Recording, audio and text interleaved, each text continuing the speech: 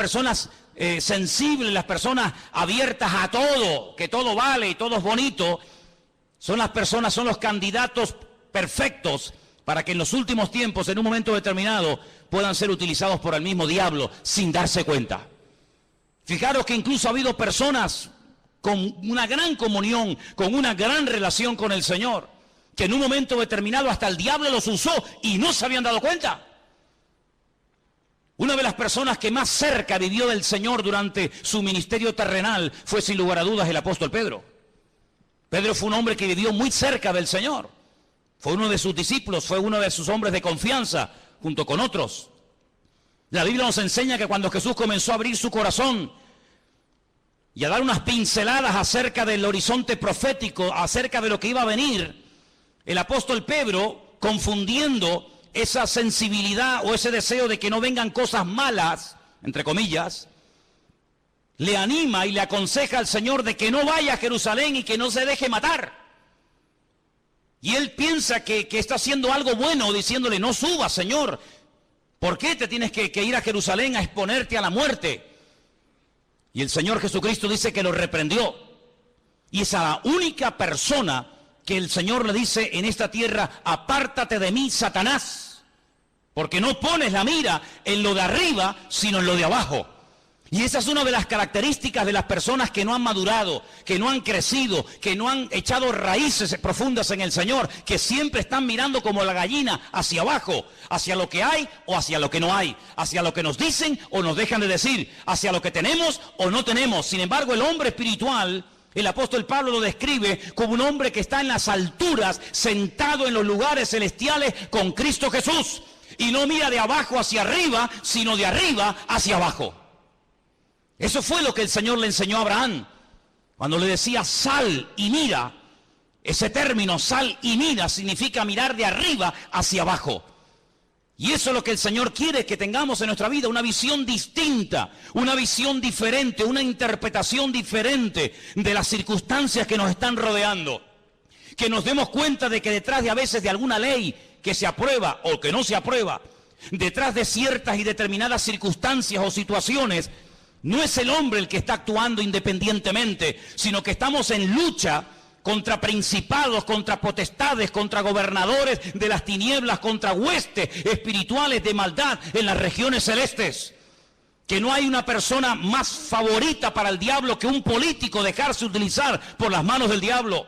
Porque una persona con autoridad política o económica puede llevar a un país a un nivel de bendición y de prosperidad sin precedentes en la historia.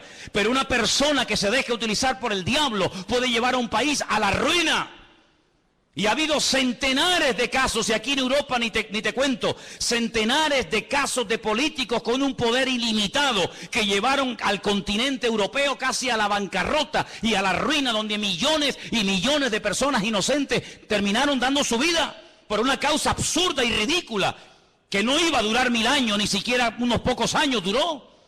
Por lo tanto, amados hermanos, dice la Biblia que en los últimos tiempos el enemigo intentará seducir, incluso dice que algunos, por haberse enfriado, por haberse apartado de la verdad, escucharán a espíritus demoníacos, espíritus engañadores, por tener cauterizada la conciencia. Hay gente que es muy sensible a lo que nunca tenían que ser sensibles, y muy duros a las cosas que no tenían que ser duros. Y hermanos, tienes que plantearte esto delante del Señor seriamente. ¿A qué eres tú sensible? ¿A lo que me dicen? ¿A lo que no me dicen? ¿A lo que me hablan? ¿A lo que no me hablan? ¿Si vino? ¿Si no vino? ¿Si me llamó? ¿Si me saludó? No hay que ser sensibles a las tonterías.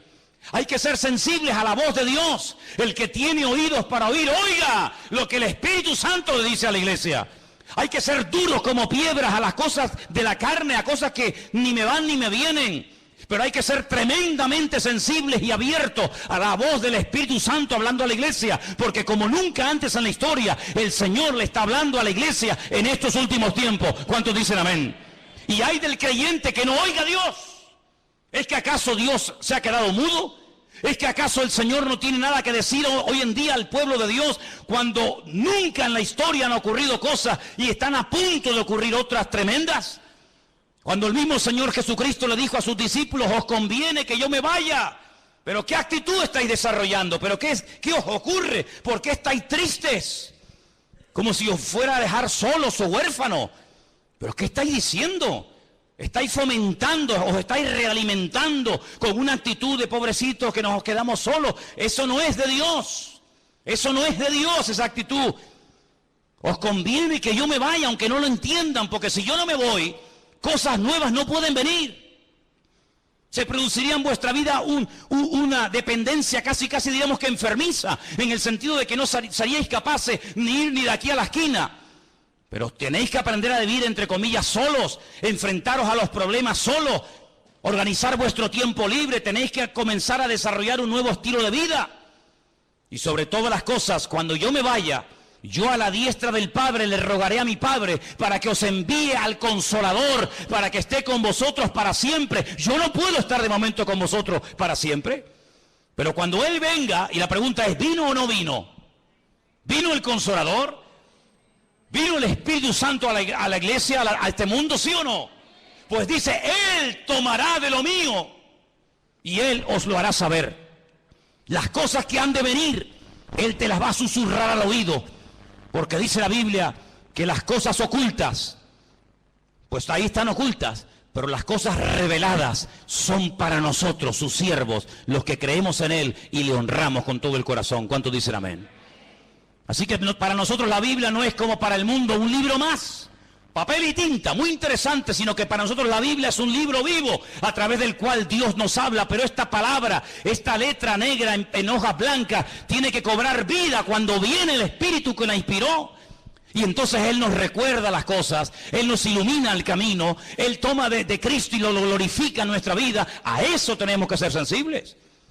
Pero si entramos en un círculo de religiosidad, si no hay una renovación espiritual, si no hay un crecimiento, si hay una vida rutinaria, monótona, tú no te vas a enterar de nada. Pero dice la palabra del Señor que no solamente tenemos que acordarnos de su palabra, fijaros en el versículo 4, dice, acordaos de la ley de Moisés. En otras palabras, hay que echar un ojo al pasado, a lo que se dijo, a lo que se escribió, a lo que se profetizó, a lo que se reveló, pero también dice en el versículo 5, pero yo os envío al profeta Elías. Es decir, con un ojo miramos atrás a lo escrito y con un ojo miramos adelante a lo que está a punto de cumplirse. Hay gente que solamente mira atrás. Hay gente que solamente mira al pasado. Incluso algunos cuando van a dar algún testimonio, te cuentan un testimonio de hace 10 años. Que está bien, gloria a Dios, lo que el Señor hizo en tu vida hace 10 años. Me parece muy bonito. Pero ¿y hoy? ¿Hoy? ¿Tienes algo nuevo que contar? O cuando te pida un testimonio vas a subir aquí y me vas a contar cómo te convertiste y cómo Dios te sanó y cómo Dios te liberó hace 40 años. Y ahora ya tienes 40 años más y no hay novedad, no hay renuevo en tu vida. No, mirar atrás a lo que se escribió, mirar a mi siervo, mirar a las profecías. Pero no se olviden que también hay que mirar adelante, a lo que viene. ¿Cuántos dicen amén? Y nosotros vamos a ser una generación que vamos a ver cosas que ninguna generación de la historia vio. Porque la Biblia dice que las cosas que ninguno vio, las cosas que ninguno oyó, son las que las verán y las experimentarán aquellas personas que aman al Señor. ¿Pero en qué estás metido tú? ¿Estudias la palabra? ¿Le preguntas cosas al Señor? ¿Le pides detalles? ¿Le pides información al Señor? Hermanos, cuando se captura a un soldado enemigo, se le interroga, se le saca información. ¿Dónde están los aviones? Dime, ¿dónde están las tropas? ¿Por dónde van a atacar? ¿Cuántos sois? ¿Cómo se llaman vuestros generales? ¿Qué planes tenéis? ¿Qué proyectos tenéis? ¿Qué día pensabais atacar? ¿Por tierra, por mar, por aire? Se le saca información. Nosotros tenemos la mejor fuente de información que jamás ser humano podría tener en esta vida, y es la fuente genuina, la fuente verdadera, y es la fuente de nuestro Dios, el que nos revela la verdad, el que nos muestra el camino. Lámpara es a mis pies tu palabra y lumbrera mi camino. Dice que es como una antorcha que alumbra en medio de las tinieblas, para que aquel día no os sorprenda como ladrón en la noche. Nosotros podemos saber quién será y quién no será el anticristo, hasta cómo se va a llamar, y cómo va a ser, y cómo va a hablar, y dónde va a vivir, y qué va a hacer, y dónde va a morir. Lo sabemos nosotros. ¿Por qué? Porque miramos a lo escrito, pero también miramos con suma cautela al futuro, porque sabemos que lo que se escribió se va a cumplir sí o sí en nuestros tiempos. ¿Cuántos dicen amén? Pero si gastas más tiempo en ver Supervivientes, El Gran Hermano y todas esas sandeces y estupideces que tienen a la gente atontada, incluso a muchos de ustedes que los tienen atontados perdidos, que os sabéis el nombre de todos los golfos y golfas de este país, que no han pegado un palo al agua en la vida, que viven del cuento, de plató en plató, de mentira en mentira, de engaño en engaño, que no han hecho nada, ni han estudiado, ni han trabajado, sino que se acostaron con uno y viven de lo que del pecado que hicieron. Si solamente dedicáis tiempo a eso y no a la palabra de Dios, aquel día a muchos de ustedes les va a sorprender como ladrón en la noche. Pero el Señor dijo, ustedes no pueden ser así. Ustedes tienen que estar velando y orando para que el diablo no os sorprenda y para que no os quedéis sin aceite, sino que viváis renovados. Ahora, ¿qué ocurre con este pueblo? Entró en una actitud muy peligrosa y contagiosa. Dejadme que os diga algo. La salud no se contagia. Usted está sano y se junta un enfermo y su salud no contagia no contagia en el buen sentido de la palabra a ningún enfermo. Y aquí tenemos un gran enfermero entre nosotros que nos lo podría decir, y tenemos hermanos que entienden de esto. Usted va a un hospital, usted está sano, no tiene ninguna enfermedad, no tiene ningún problema, su salud no se transmite a nadie. Pero cuidado, hay algunas enfermedades que si no tomamos medidas preventivas, sí nos pueden ellos contaminar a nosotros. ¿Sí o no? Es una cosa increíble, ¿no? Como una manzana podrida puede afectar a todo un saco y no todo un saco a una sola. Es increíble, pero es así. Pero Dios nos habla a través de lo natural para que entendamos cómo funciona también el mundo espiritual. Ahora fíjense qué curioso, esta gente entró en una actitud de queja. Y la queja es el cáncer del espíritu que mata la fe del pueblo de Dios. Cuanto más se queje, más oportunidades tendrá el enemigo para afectarle su fe, para desconectarle del Señor, para nublarle la visión, para sacar conclusiones equivocadas, para ver lo que no es y no ver lo que sí es. La queja es un pecado terrible que ha afectado a millones de seres humanos, pero lamentablemente de ministerios, de líderes de alabanza, de líderes de jóvenes y de creyentes en toda la faz de la tierra. Y a veces hablas con un creyente y habla exactamente igual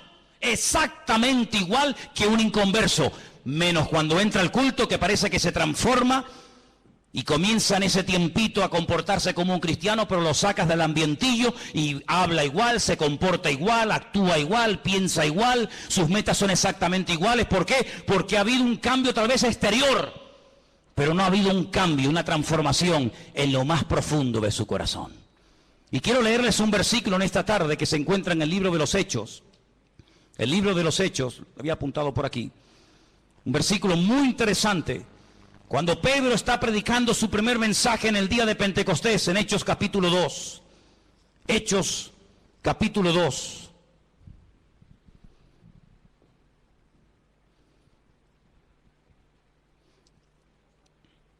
¿Lo tienen, hermanos?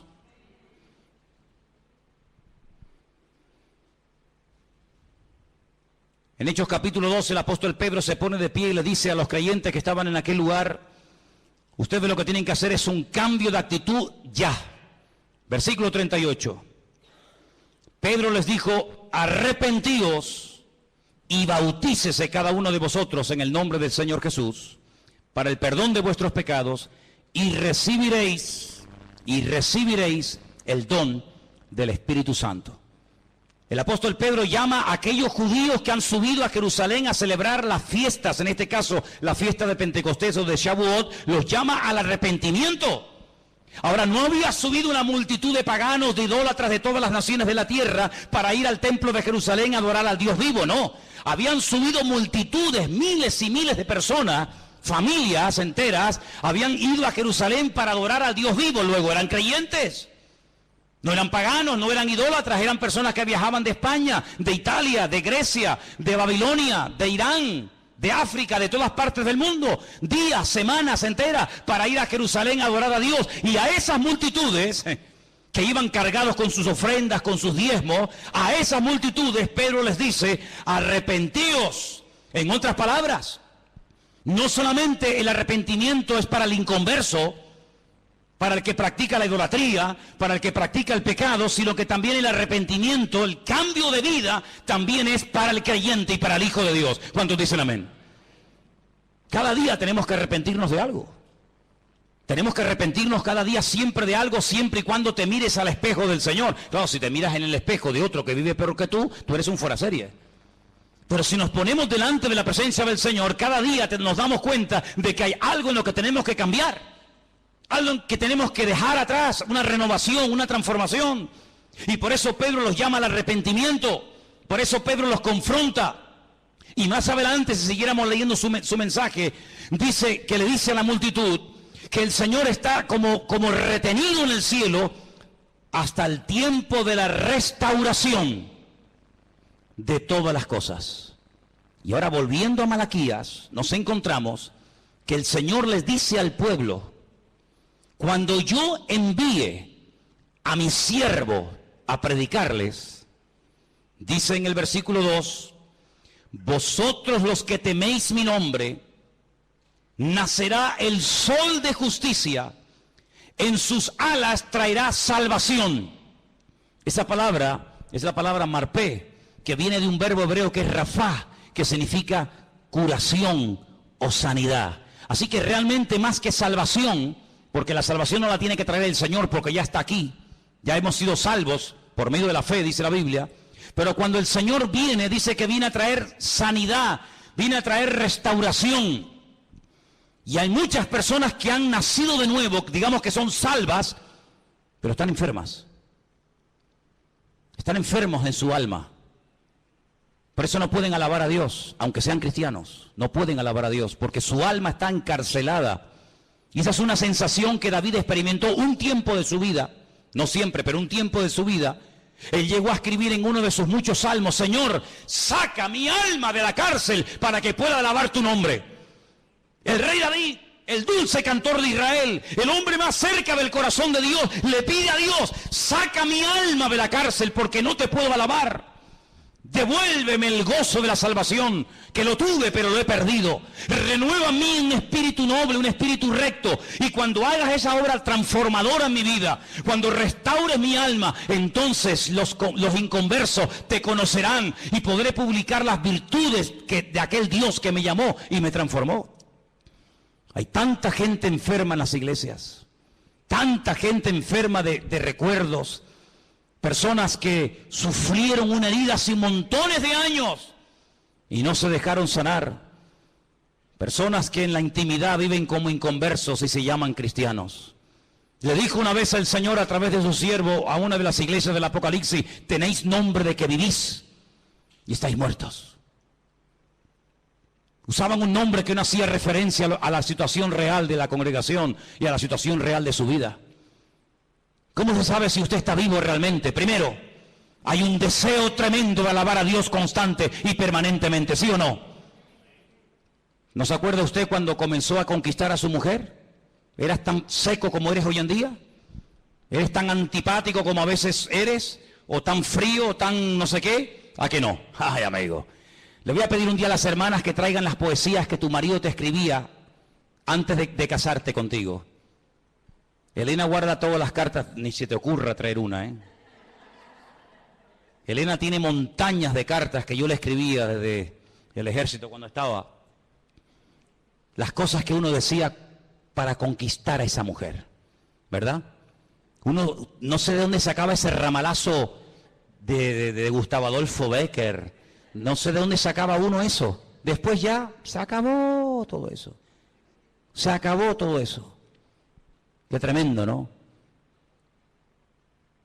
Pues eso es la primera característica de un cristiano que está vivo, que tiene ganas de alabar a Dios, porque está enamorado de ese Dios que le ha transformado la vida.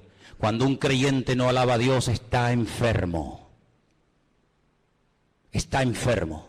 Si usted no tiene ganas de alabar a Dios, tu amor hacia Él se ha apagado. Si tú ya no tienes ganas de decirle nada a tu esposa o a tu marido, es que tú ya no lo amas como al principio. Ya para ti el vivir o el convivir con él ya es como una especie de, bueno, esto es lo que hay. Sin embargo, en la Biblia nos llama a una renovación constante y permanente. Vivir con un hombre, vivir con una mujer a la cual no amas y del cual no estás enamorado, tiene que ser una tortura. Hasta asco te tiene que dar que te ponga la mano encima. Estar al lado de un hombre, dormir al lado de un hombre y de una mujer que no amas cuando tu corazón no está con ella o cuando tu corazón no está con él, tiene que ser una tortura terrible. No ves la hora de salir de esa casa. Siempre hay algo que te atrae más que el estar en casa. ¿Por qué? Porque no quieres estar con ese hombre, porque no quieres estar con esa persona. Cualquier cosa te atrae. Sin embargo, cuando estás enamorado de él o de ella, ay amigo, las horas son segundos, ¿a que sí? Pero cuando no hay amor, los segundos te parecen eternidad. Eso es lo que pasa con el Señor. Lo segundo que pasa cuando uno está enamorado del Señor es que le quiere hablar a todo el mundo de lo que tú tienes. Al amigo, al vecino, al compañero de trabajo, al primo, al cuñado, al de arriba, al de abajo, a todo el mundo. ¿Por qué? Porque quieres como que todo el mundo ame y sirva al Señor como tú lo estás haciendo. Pero cuando una persona no le habla a nadie del Señor, es porque no está orgulloso y no quiere presumir del Señor que tiene. ¿No tienes nada que decir? ¿Qué le voy a contar yo a mi vecino de Dios si yo ni siquiera le conozco? ¿Qué le voy yo a hablar a mi vecino del amor a Dios cuando yo ya ni le amo tanto, ni le alabo, ni le adoro? Es otra característica. Y podríamos hablar de muchas. Por eso el Señor le dice, mira, lo que a ustedes hace falta es una renovación espiritual. Y entonces dice que les enviaría al profeta Elías. Y ahí se produciría una restauración en el seno de la familia. Lean conmigo el versículo 5. 4:5 de Malaquías. He aquí, yo os envío al profeta, ¿qué dice? Elías, antes de que venga el día del Señor grande y terrible. ¿Saben que hasta el día de hoy Israel está esperando a Elías? En todas las sinagogas del mundo, en todas. Hay una silla muy bonita, enorme, en la cual nadie se sienta. Algunas veces la forran hasta con plástico para que no se eche a perder, ni se manche, ni se ensucie. Y cuando preguntas, esta silla tan grande, tan diferente a todas las demás, ¿esto qué es? Te dicen, esta es la silla donde se sentará el profeta Elías cuando venga.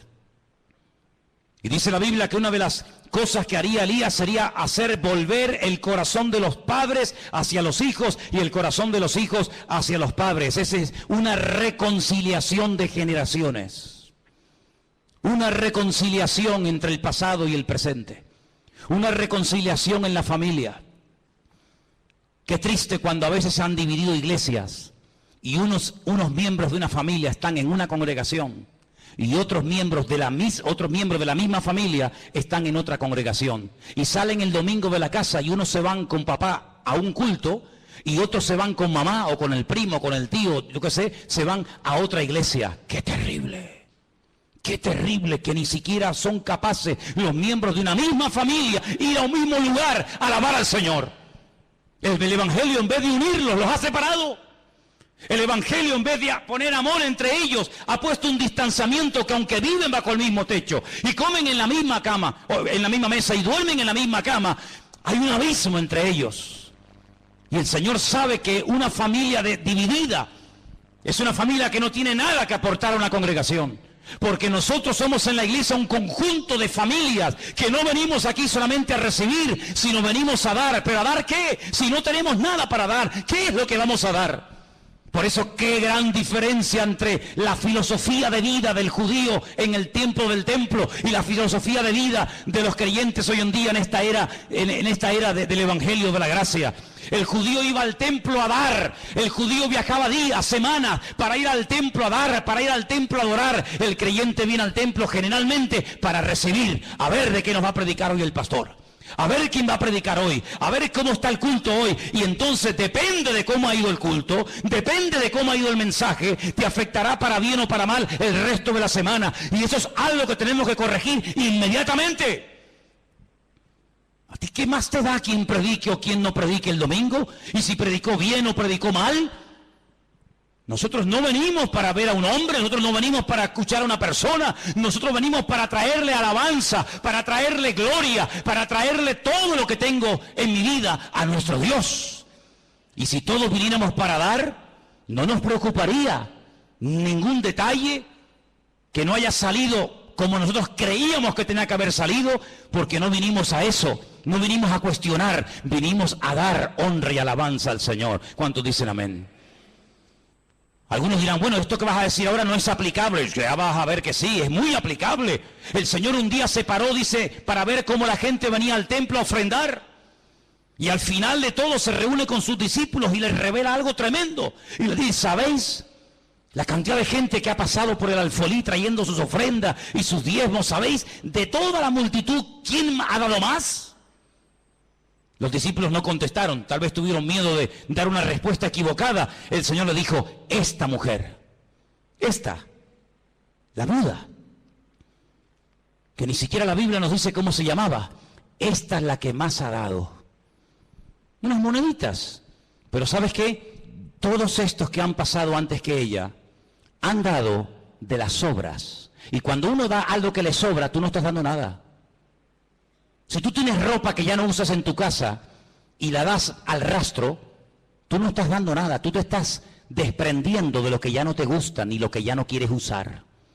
Dar es cuando dice mi mejor traje, mi mejor corbata, mi mejor pantalón, mi mejor lo que sea, yo lo doy a un hermano ahí donde te duele, porque estás dando lo que te gusta, lo que amas, lo que aprecias, pero dar ropa vieja, dar ropa que está sucia, dar ropa que es del año catapum, dar ropa que te da vergüenza ponértela, tú no estás dando nada, te estamos haciendo un favor nosotros con sacarte la basura que ya no te quieres poner. Y encima después presume de, no, yo he dado. ¿Tú qué has dado? Tú no has dado nada. Esta es la que ha dado, porque estos han dado de las sobras, y mientras des de lo que te sobra no estás dando, pero esta ha dado todo cuanto tenía. Así que el Señor no solamente ve cómo damos, sino por qué damos y cómo damos. La actitud de esta mujer es la que le tocó el corazón al Señor, y no la de todos aquellos religiosos que de cara a la galería presumían de que habían dado, pero sin embargo ella dio, dice, de una forma que impactó el corazón del Señor. ¿Cuántos dicen amén? Esa es la actitud con la que tú tienes que vivir, y yo y todos y cada uno de nosotros, de sacrificarnos y de esforzarnos por el reino. Qué poco sacrificio hoy en día hay en el pueblo de Dios, qué pocos sacrificados hoy en día se ven en las iglesias a la hora de servir al Señor. Qué poco sacrificio hay a veces en nuestra vida. Cuántas excusas ponemos a la hora de no, es que no puedo, es que tal, es que cual. Cuántas cosas ponemos, ¿verdad? Siempre como excusas para no esforzarnos por el reino del Señor. El próximo mes cumpliremos 14 años, ¿no? Aquí. Este mes de mayo cumplimos aquí 14 años. 14 años que se dice pronto. Sin el esfuerzo, sin el apoyo de un remanente fiel que siempre ha habido, hubiera sido prácticamente imposible llegar a este punto. Los que vienen y van, los que hoy en día los ves aquí saltando y brincando, y la semana que viene ni sabes si vendrán. Una iglesia no se sostiene de esa manera, pero cuando hay hombres y mujeres fieles que preguntan, oye, ¿cómo va la obra? Oye, ¿hace falta algo? ¿Hay algún necesitado entre nosotros? ¿Hay alguna carencia? Con ese tipo de personas, con ese tipo de actitud, es con el que se sustenta la obra, con el que se mantiene la fidelidad de una congregación. Y podemos decir, 14 años hemos estado aquí. ¿Por qué? Porque ha habido gente fiel, que a veces se ha sacrificado y le ha dado al Señor lo que saben que tenían que haberle dado. ¿Cuántos dicen amén? El profeta Elías, sabemos que era Juan el Bautista. Un hombre que vino antes del Señor y aproximadamente durante un año trajo un ministerio de restauración, produjo una revolución, creó una expectativa en el pueblo de Israel, pero él siempre decía, yo no soy el que tiene que venir, yo solamente soy la voz de uno que clama en el desierto, pero el que viene detrás de mí, a ese es al que tenéis que oír y a ese es al que tenéis que escuchar. Pero antes, dejadme que os lleve al capítulo 3, verso 2, donde dice, ¿cómo será el día del Señor? Capítulo 3, verso 2 dice, ¿quién podrá soportar el tiempo de su venida? ¿Quién? ¿Quién podrá estar en pie cuando Él se manifieste? Cuando el Señor venga, toda la humanidad, aunque te cueste entenderlo, todos tendrán que ponerse de rodillas. Todos. Toda rodilla se doblará, dice la Biblia. Toda rodilla se doblará. Por eso dice aquí, ¿quién podrá estar en pie cuando Él se manifieste? porque Él es como fuego purificador y como jabón de lavadores. Es decir, que el día del Señor será para lavar, será para quemar la escoria, será un tiempo de purificación. Pero al mismo tiempo, la venida del Señor, el día del Señor, en el capítulo 3, verso 17, dice lo siguiente para nosotros: serán para mí un especial tesoro, ha dicho el Señor de los ejércitos, en el día en el que yo actúe, los perdonaré como el hombre que perdona a su hijo que le sirve. Es decir, para uno será fuego devorador, fuego consumidor, pero para otros será el mejor día del mundo cuando el Señor venga con su presencia. Porque dejadme que os diga algo, en la primera venida el Señor lo hizo al revés. Es una cosa curiosa. En la primera venida el Señor no quitó el pecado. El Señor lo que hizo fue que condenó, venció, derrotó al pecado, pero no a sus consecuencias. Por eso la gente sigue muriendo de enfermedades, por eso siguen habiendo asesinatos, violaciones, secuestros, guerras. Pero si Él ya murió, si el diablo está vencido, pero lo hizo al revés. Las consecuencias se eliminarán, desaparecerán en su segunda venida. En el día del Señor, el pecado lo superó, pagó el precio de nuestros pecados con su primera venida, pero las consecuencias aún se siguen experimentando. El alma que pecare, esa morirá, dice la Biblia. Pero en su segunda venida, dice la Biblia, que las consecuencias del pecado se eliminarán. Por eso dice que ya nadie va a llorar más, nadie va a morir, nadie tendrá enfermedades. ¿Por qué? Porque su segunda venida será no solamente un tiempo de purificación y de bendición, sino que Él quitará toda maldición de la tierra. La palabra maldición, jerén, se puede traducir de dos formas, de un término polivalente: por destrucción o por maldición. Hasta el día de hoy las maldiciones hereditarias en los que aborrecen al Señor se siguen manifestando. Hasta el día de hoy el diablo sigue hurtando, matando y destruyendo, aunque está vencido.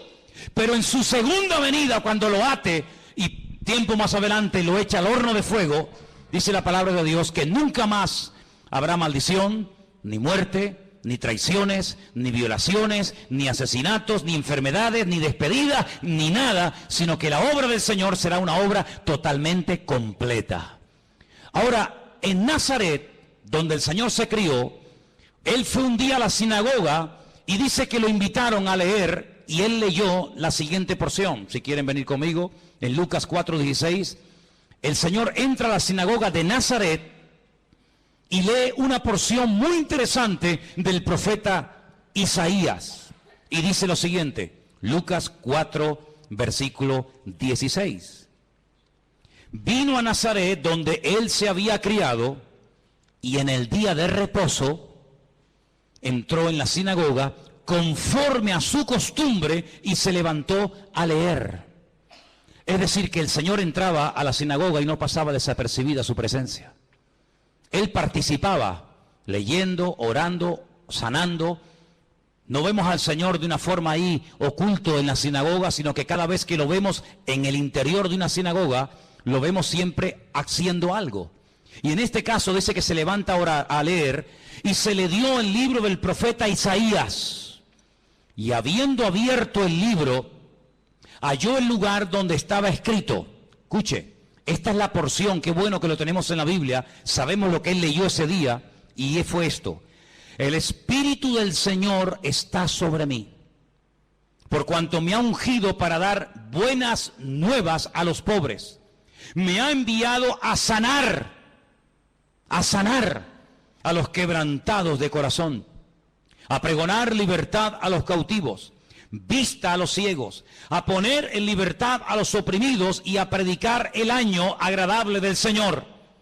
Enrollando el libro se lo dio al ministro y se sentó, y los ojos de todos en la sinagoga estaban fijos en él. Comenzó a decirles: hoy se ha cumplido esta escritura delante de todos vosotros. Esa escritura que el Señor leyó se encuentra en el libro del profeta Isaías, capítulo 61. Cuando lleguen a casa, buscan Isaías 61, versículo 1 y versículo 2. Y se van a dar cuenta de que el Señor hizo algo muy interesante, que generalmente no se suele hacer. Cuando yo le pido a un hermano, a alguien que suba aquí a traer una lectura, el hermano lee los versículos completos. Nunca ningún hermano subirá a la plataforma y leerá los versículos, digamos, como cortados. Bueno, leo desde aquí hasta aquí, pero el resto del versículo no lo leo. El Señor sí lo hizo. Si ustedes después comprueban en casa, la lectura que él lee de Isaías 61, él la corta. No termina así. No termina así el versículo que él está leyendo. No termina diciendo a predicar el año agradable del Señor, sino que dice más, pero a propósito paró. Y el resto no lo leyó. Y cuando él se siente y la gente se le queda mirando como diciendo, pero ¿por qué ha leído así? ¿Por qué ha cortado? ¿Por qué ha mutilado el texto? Y se le quedan mirando, él se levanta y dice, ¿sabéis una cosa? Esto que acabo de leer, esta porción que acabo de leer, se ha cumplido hoy delante de todos vosotros. Es decir, él te está diciendo que en su primera venida, en su primera manifestación visible, lo que él acaba de leer iba a ser la tónica, lo normal en su ministerio. Libertad, sanidad, predicación del evangelio en las calles, sanar a los quebrantados de corazón, etcétera, etcétera. Pero la otra parte no tenía que ver con su primera venida, sino con su segunda venida, y es de la cual está hablando el profeta Malaquías. Luego nosotros creemos, y es muy claro en la palabra, que el Mesías vendría dos veces. Una primera vez para cumplir con lo que hemos leído esta tarde, y una segunda vez, que es la que nosotros viviremos y experimentaremos y veremos, que tenemos que conocer los detalles y las cosas que van a ocurrir en su segunda venida. Porque si yo en esta tarde les preguntara a muchos de ustedes, decidme cosas que ocurrieron durante la primera manifestación visible del Señor, cosas que hacía, cosas que se producían, todos estáis puestos en el tema. Uno me dirán, pues sanaba a los ciegos, echaba fuera a los demonios, multiplicaba los panes y los peces, convertía el agua en vino, multiplicaba... Bien. Pero la segunda venida es la que a nosotros nos va a afectar directamente. Nosotros no estuvimos en su primera venida, no lo vimos, no estábamos allí. Creemos por fe lo que otras personas vieron y que escribieron y nos ha llegado hasta nosotros. Y creemos a pie juntillas que los testigos oculares de su primera venida, lo que vieron y lo que experimentaron, lo transmitieron fielmente hasta nuestros días. Amén, hermanos. Pero allí no estuvimos. Yo no escuché de labios de Cristo el sermón del monte. Yo no vi cómo sanaba al ciego poniéndole barra en los ojos y mandándolo a lavarse al estanque de Siloé. Yo no lo vi cuando entró en el estanque de Betesda y le dijo a aquel paralítico, levántate, toma tu lecho y anda. Yo no estaba en la barca y lo vi caminando por encima de las aguas. No estuve en el monte de la Calavera viendo cómo lo clavaban. Y no estuve en el día de Pentecostés viendo a aquella multitud recibiendo el poder del Espíritu Santo. No estuve allí. Nosotros creemos en todos esos detalles porque creemos que lo vieron y lo experimentaron, lo transmitieron no solamente oralmente, sino por la Escritura. Pero, amados hermanos, a nosotros sí nos va a afectar la manifestación del anticristo. A nosotros sí nos va a afectar la coalición de naciones paganas, coaliciones de naciones, ¿verdad? Que entre ellas se llevaban como el perro y el gato, pero que se van a unir para ir a atacar al pueblo de Israel. Nosotros tenemos que conocer los detalles de su segunda manifestación. ¿Para qué? Para que aquel día no nos sorprendan las cosas. Porque tenemos que partir de la base, y Malaquías lo deja bien claro, que el que controla la historia, el que pone y el que quita, el que abre y el que cierra, el que mueve a las naciones y a los dirigentes del mundo, es el Dios soberano de toda la tierra. ¿Cuántos dicen amén? Así que los que van a ganar en las próximas elecciones, y los que van a estar gobernando este país, alcaldes, diputados o lo que sea, no es porque ellos hayan ganado, sino es porque Dios ha permitido que esos que ni siquiera saben ahora quiénes van a ser, son los que Dios va a permitir. No es que esté de acuerdo, pero son los que Dios va a permitir que durante un tiempo gobiernen este país. ¿Quién fue el que permitió que volviera otra vez a ganar el mismo presidente en Israel, Benjamín Netanyahu? Nadie decía que iba a ganar. Todo el mundo decía, esta vez no sale, esta vez no sale. ¿Quién es el que ha permitido eso? El Dios Todopoderoso, el que controla los movimientos de las naciones. Y Dios tendrá que poner a veces gobernantes terribles, terribles, injustos, depravados, ateos, que no aman a Dios ni a su palabra se someten. Dios permitirá que durante un tiempo estén ahí para que las profecías de la palabra se puedan llegar a cumplir, queridos hermanos.